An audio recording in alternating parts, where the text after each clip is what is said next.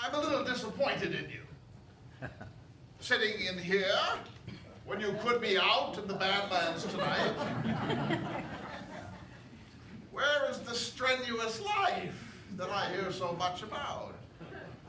You seem a little soft, and you're content with an artificial fire. A little rain has brought you inside.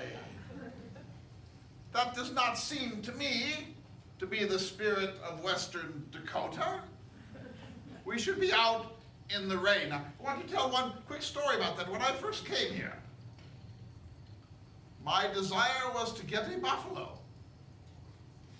I arrived in the middle of the night at the village of Little, Missouri, and I had never seen these Badlands before. And the next morning, I went around the town and looked for someone to serve as my guide, and that person proved to be a reluctant guide by the name of Joe Ferris.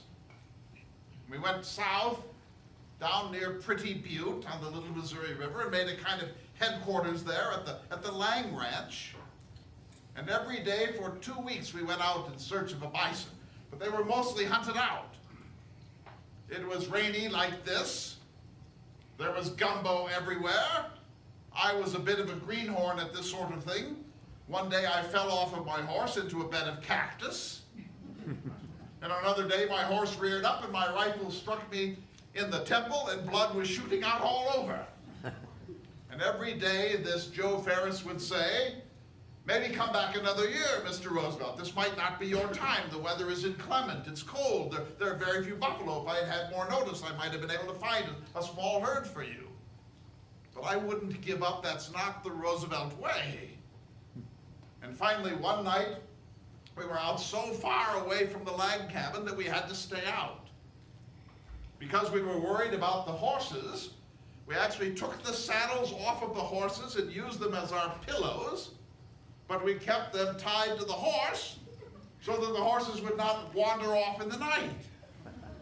Well, about midnight, a wolf called off, and the horses bolted, pulling the saddles out from under our heads. And now for several hours we went around in our long johns searching for the horses. We finally got back and settled them and went down to sleep on the ground. No tents, of course, just a bedroll. And now it began to rain. And it rained as it rained here today, only much longer and much worse. And I remember waking up at about 5 a.m. at first light, and I literally woke up in 4 inches of water. Have you ever done this? Yes. Been out camping and awakened in 4 inches of water? I sat up in that pond. And Joe Ferris was over there where the president is, and he looked as miserable as a human being could ever look. And I knew what he was thinking. He was thinking he'll give up now, this New Yorker. He'll pack it in and go back where he came from, and we'll probably never see him again. As I sat there and I looked over at him, I realized that this was one of the defining moments of my life.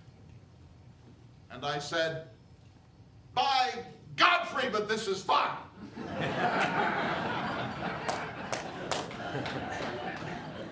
And if you had a little of that spirit, we would not be cowering in front of this.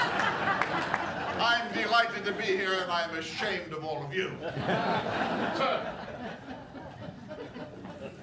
Mr. President, thank you for that riveting tale. And